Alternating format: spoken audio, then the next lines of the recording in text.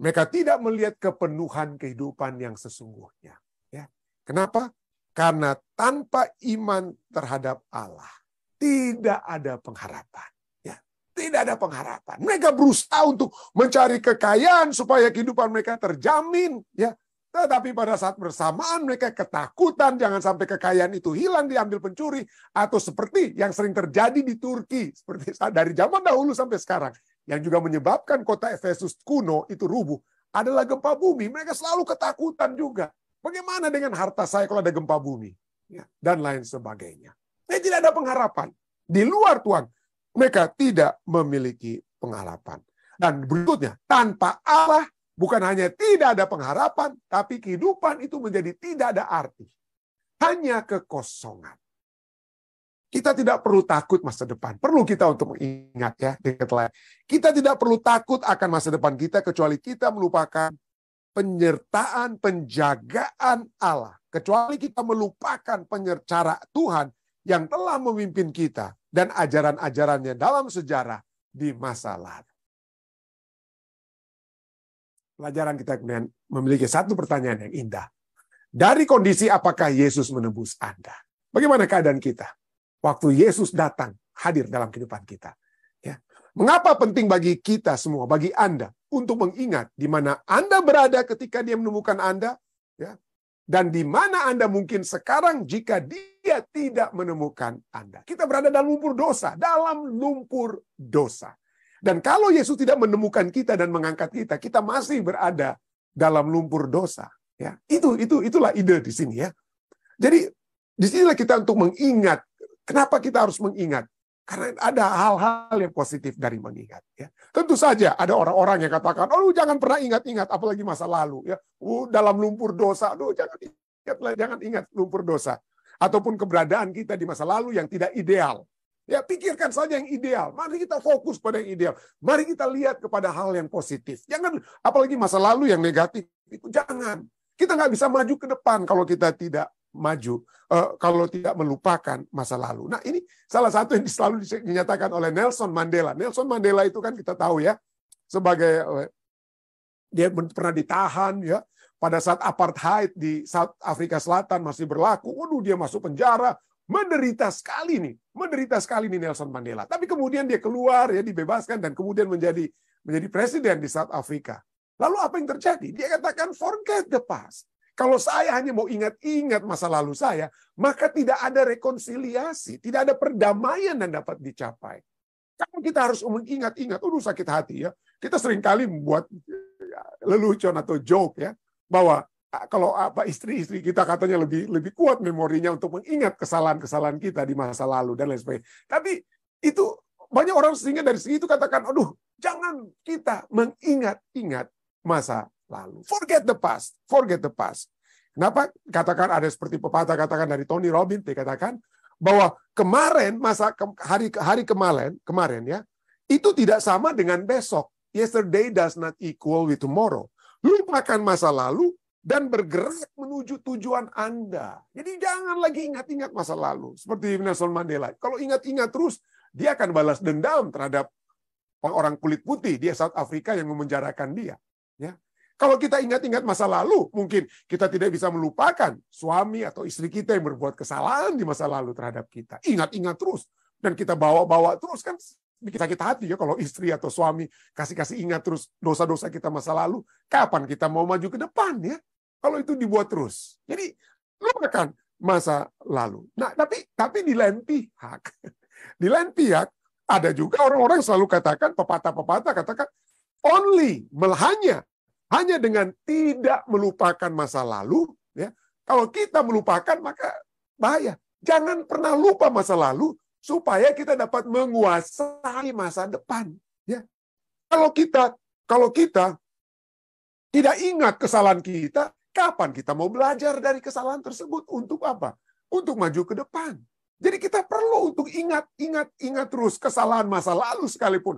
Hal-hal yang negatif di masa lalu sekalipun. Supaya itu jadi pelajaran buat kita. Supaya jadi pelajaran buat kita. Nah, saya seperti saya katakan tadi waktu lalu ya. Saya coba tanya ke ChatGPT. Saya tanya, bagaimana? Apakah kita harus melupakan masa lalu? Ya? Atau kita harus ingat masa lalu. Jadi dia bilang, oke, ini sangat kompleks, pertanyaan sangat kompleks. Tapi ChatGPT memberikan jawaban kepada saya. Dia katakan, jangan lupa masa lalu. Kenapa? Karena masa lalu itu dapat menjadi satu pembelajaran bagi kita dan membantu kita untuk bertumbuh. Ya, pembelajaran, mengingat masa lalu. Mengingat masa lalu kita itu memungkinkan kita itu belajar dari pengalaman kita, baik positif maupun negatif. Memberikan apa? Ini memberikan wawasan berharga tentang kesuksesan masa lalu, supaya gimana kesuksesan itu dapat kita tingkatkan, atau kesalahan untuk kita perbaiki, ya, yang memungkinkan kita membuat keputusan yang lebih baik dan tumbuh sebagai individu. Dan selain apa yang disaksikan oleh ChatGPT ini, ya, satu artikel menarik, saya tidak sempat sampaikan, taruh lagi di sini, tapi tadi saya baca, ya, yang mana penyelidikan sekarang menyatakan bahwa memang otak manusia itu sudah diatur, ya, entah itu dari mereka yang percaya dengan teori evolusi, ya, otak manusia itu diatur untuk dapat melupakan, ya, dengan kata lain, ya, dapat melupakan hal-hal yang masa lalu. Kenapa? Karena tujuan kita untuk mengingat, dikatakan untuk mengingat itu hanya untuk membuat keputusan. Bukan, jadi ingatan manusia itu adalah untuk supaya membantu kita membuat keputusan. Jadi kita dapat mengingat masa lalu untuk membuat keputusan-keputusan yang baik, atau kita melupakan masa lalu karena itu tidak penting. 2 tahun lalu saya pakai baju merah atau warna putih atau merah atau apa, itu nggak penting. Tapi ingatan-ingatan memori kita itu dibentuk, diadakan supaya kita dapat mengambil keputusan. Jadi itulah sebabnya dikatakan jangan lupa, ingatkan terus dalam pikiran kita kalau ada hal-hal negatif atau positif masa lalu, supaya jadi apa? Pembelajaran untuk pertumbuhan yang lebih baik bagi kita. Yang kedua, ada 4, ya. Kita dapat mengingat masa lalu membawa kita untuk terus bersyukur dan mengapresiasi. Mengingat saat-saat indah dan pencapaian dari masa lalu kita, itu dapat membangkitkan rasa syukur. Aduh, puji Tuhan, dulu Tuhan baik sekali. Saya dapat visa ke Amerika, saya dapat itu. Dan kita memiliki penghargaan atas berkah mungkin yang telah kita alami. Itulah sebabnya jangan lupa masa lalu. Poin ketiga. Jangan lupa masa lalu supaya apa?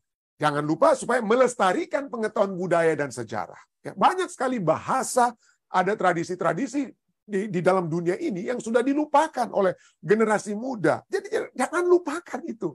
Biarlah kita terus berbahasa, misalnya berbahasa Manado, berbahasa Batak dengan keluarga kita, supaya itu dilestarikan, itu pengetahuan budaya dan sejarah, ya.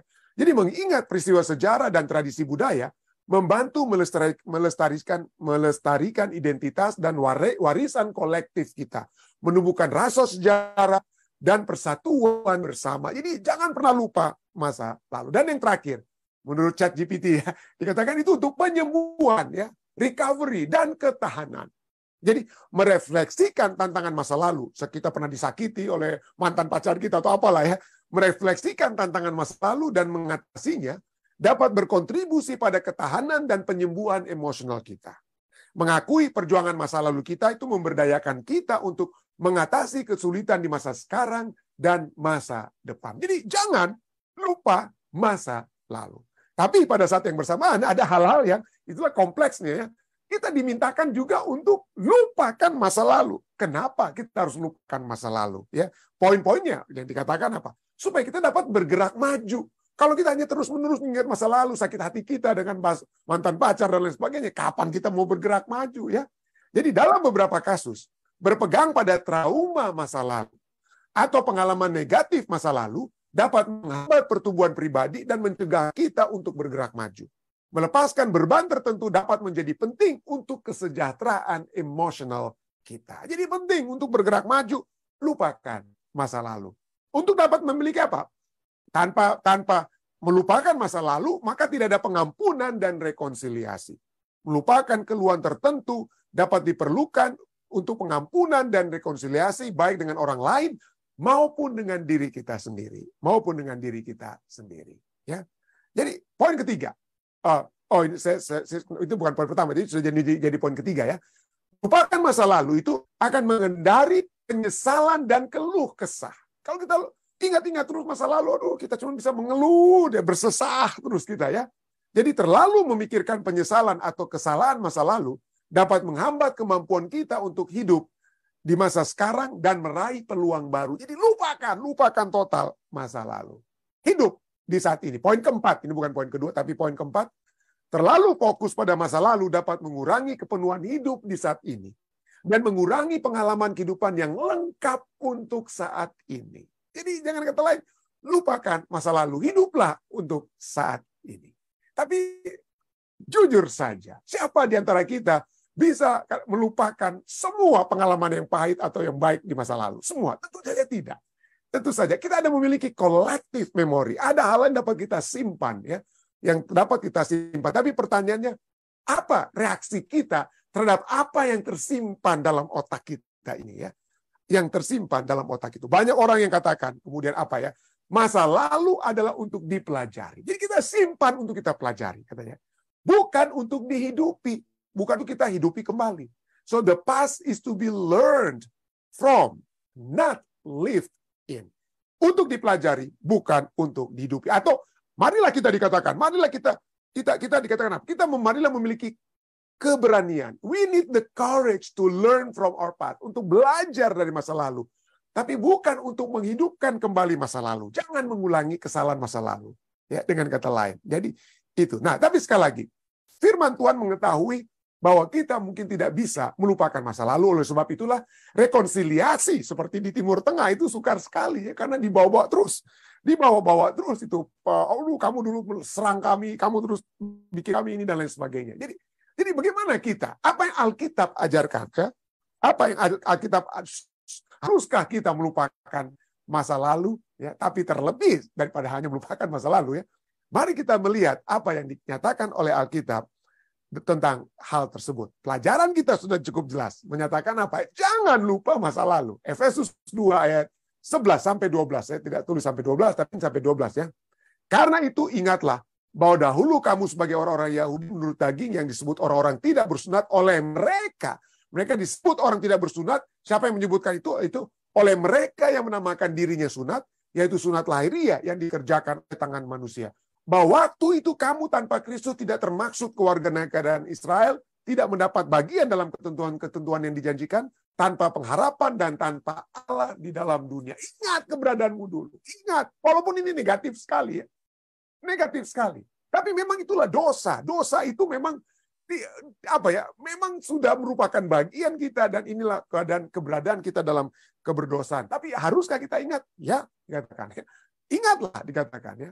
Ingatlah, dengan kata lain, ingatlah status kalian, bukan hanya pengalaman. Di sini kalau kita lihat itulah sedikit membedakan. Ya. Jadi kenapa harus diingat? Bukan supaya kita nantinya terus-menerus dikecam oleh setan. Oh, kamu ini orang berdosa. Ya, kamu ini dosamu ini secara terperinci, dosamu ini dan lain sebagainya. Atau orang-orang lain yang mengetahui kesalahan kita langsung ingat-ingatkan, oh, Pendeta Stephen Rantu, kamu dulu dosamu ini. Bukan secara spesifik terhadap dosa, tapi status kita sebagai orang berdosa. Ingatlah, dengan kata lain, Rasul Paulus katakan, ingatlah status kalian sebelum kalian itu ditemukan oleh Tuhan. Apa yang statusnya mereka? Ya.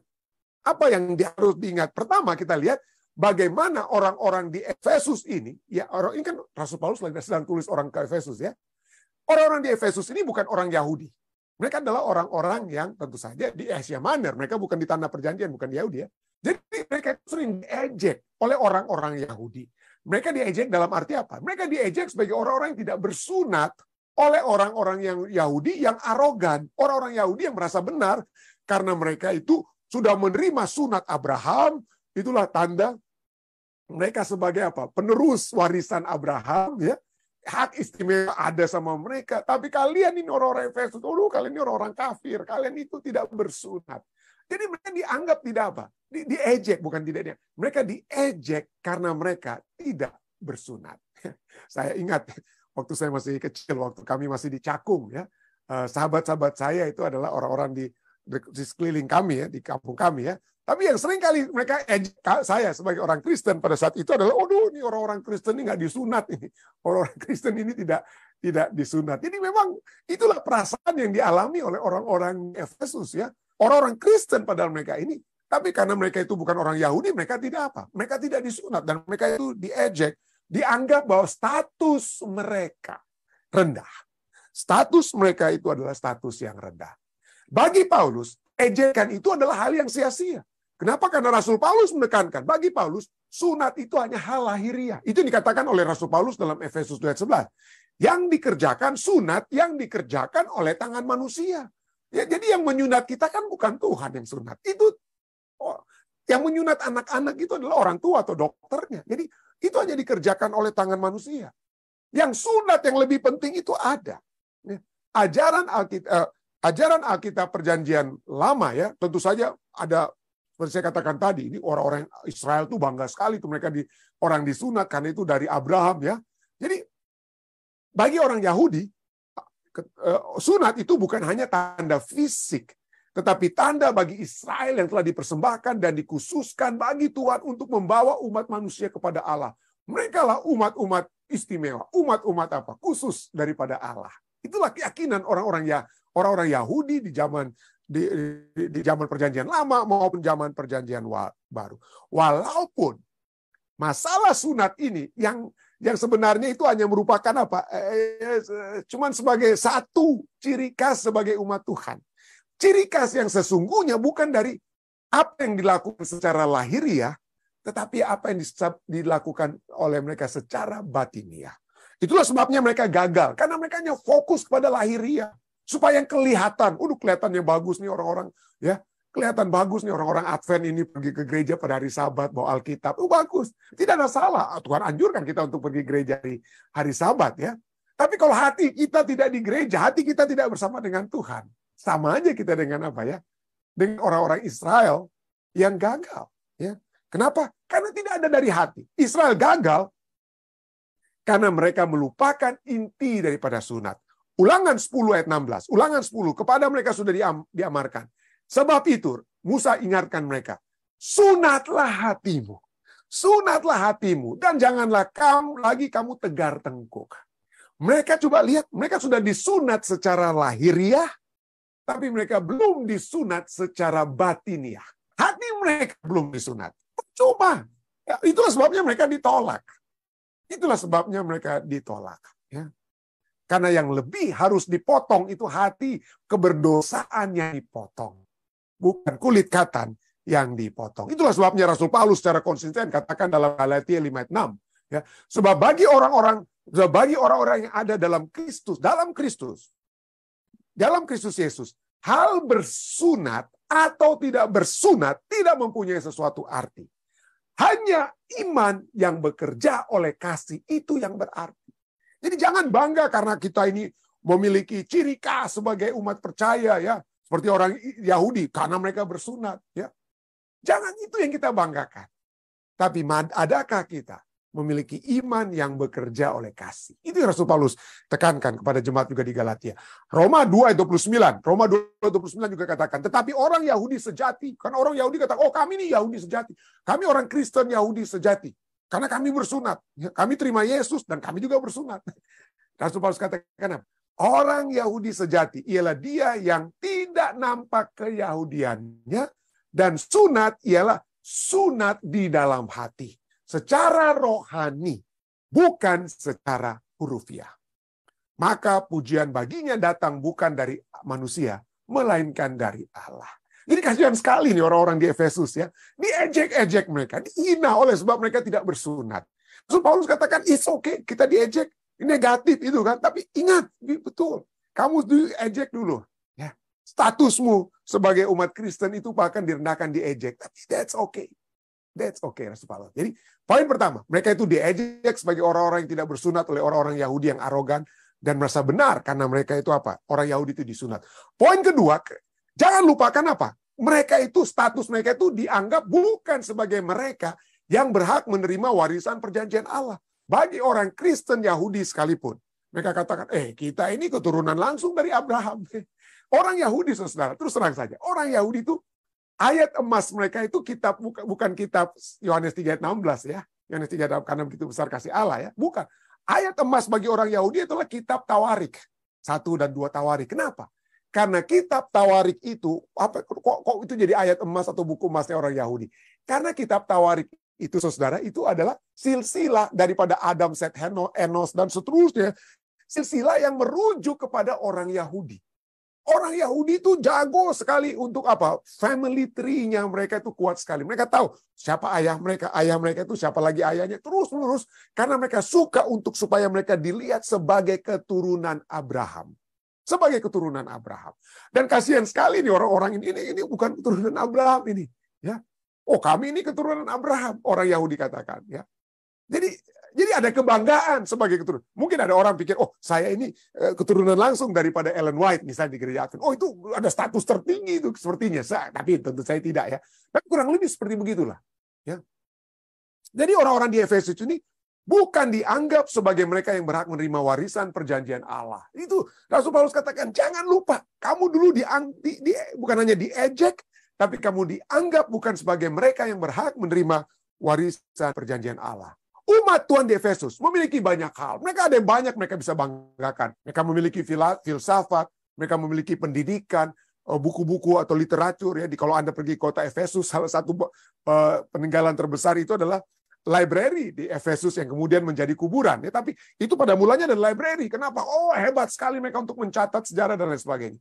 Mereka memiliki kekayaan. Efesus itu kaya sekali. Posisi politik ada sama begitu kuat. Keluarga negaraan Romawi dimiliki oleh. Jadi mereka banyak. Tetapi satu hal yang dibuat oleh orang-orang Kristen Yahudi untuk merendahkan status mereka, itulah apa? Oh, kalian itu kan bukan keturunan Yahudi. Kalian tidak menerima apa?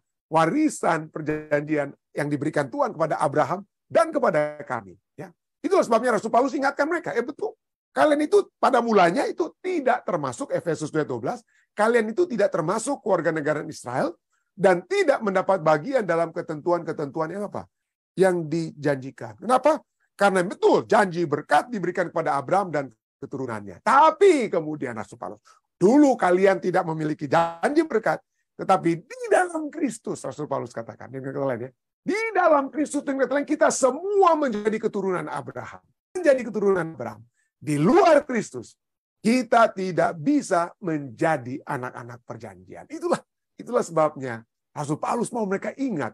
Kenapa? Bukan supaya mereka dikecilkan, direndahkan, karena mereka diejek, dianggap tidak menerima warisan, supaya mereka mengagungkan Kristus. Ya. Kalau kita ingat, dengan kata lain, keberadaan kita di masa lalu, dan bagaimana Tuhan menemukan kita, kita akan seperti tadi katakan apa? Bersyukur. Ya, kita bersyukur pada Tuhan. Karena sekarang kita menjadi keturunan Abraham. Dan yang terakhir, ya, pertama kita diejek, orang Efesus diejek, dianggap tidak berhak menerima warisan. Dan yang terakhir, sebelum, ya, jangan lupa masa lalumu, karena sebelum engkau menjadi pengikut Kristus, mereka tidak memiliki pengharapan dan tanpa Allah. Itu firman Tuhan katakan ya dalam Efesus 2:12 di bagian akhirnya. Kalian itu dahulu, Rasul Paulus katakan apa? Tanpa pengharapan dan tanpa Allah di dalam dunia. Ingat, orang Efesus punya segala sesuatu. Punya kekayaan, punya posisi politik, punya keluarga negaraan Romawi, itu seperti orang warga negara Amerika lah mereka itu ya. Punya segala-galanya, kekayaan dan lain sebagainya. Ya. Tetapi Rasul Paulus telah melihat, dan orang-orang di Efesus yang tadinya memiliki semua itu, dan kemudian menemukan Kristus, mereka dapat melihat bahwa kehidupan dalam kekayaan, posisi, segala sesuatu yang mereka miliki di dalam dunia itu, hanya kekosongan demi kekosongan saja yang mereka alami. Mereka tidak melihat kepenuhan kehidupan yang sesungguhnya. Ya. Kenapa? Karena tanpa iman terhadap Allah, tidak ada pengharapan. Ya. Tidak ada pengharapan. Mereka berusaha untuk mencari kekayaan supaya kehidupan mereka terjamin. Ya. Tetapi pada saat bersamaan mereka ketakutan jangan sampai kekayaan itu hilang diambil pencuri, atau seperti yang sering terjadi di Turki seperti dari zaman dahulu sampai sekarang yang juga menyebabkan kota Efesus kuno itu rubuh adalah gempa bumi. Mereka selalu ketakutan juga. Bagaimana dengan harta saya kalau ada gempa bumi? Ya, dan lain sebagainya. Tidak ada pengharapan. Di luar Tuhan, mereka tidak memiliki pengharapan. Dan berikutnya, tanpa Allah, bukan hanya tidak ada pengharapan, tapi kehidupan itu menjadi tidak ada arti. Hanya kekosongan.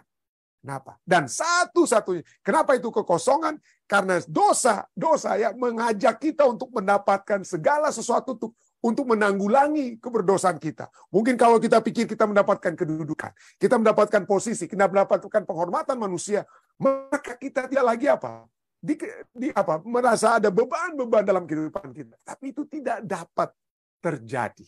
Kenapa? Karena satu-satunya jawaban terhadap dosa hanyalah Kristus. Dan umat-umat di Efesus tahu ini dia. Kristus saja. Padahal di Efesus, kalau Anda pergi sekarang ke kota Efesus, itu bukan hanya menjadi pusat penyembahan Dewi Artemis. Dewi, bukan dewa ya. Dewi Artemis, Dewi kesuburan. Ya. Atau Diana namanya. Tapi juga ada dewa-dewa lain yang secara spesifik disembah oleh orang-orang Efesus. Utamanya adalah Artemis atau Diana. Tapi semua dewa dan dewi itu tidak pernah membawakan kepuasan. Itulah sebabnya pada saat Rasul Paulus datang, mereka mendapatkan Yesus Kristus dan mereka memiliki kepuasan yang sesungguhnya. Kedamaian yang sesungguhnya. Dan Rasul Paulus ingin ingatkan mereka bahwa tanpa Allah tidak ada pengharapan. Hanya kekosongan. Hanya kehidupan yang tidak berarti kalau tanpa Allah. Tidak ada pengharapan. Karena satu-satunya pengharapan kita itu adalah Kristus. Jadi itulah diingatkan kepada mereka.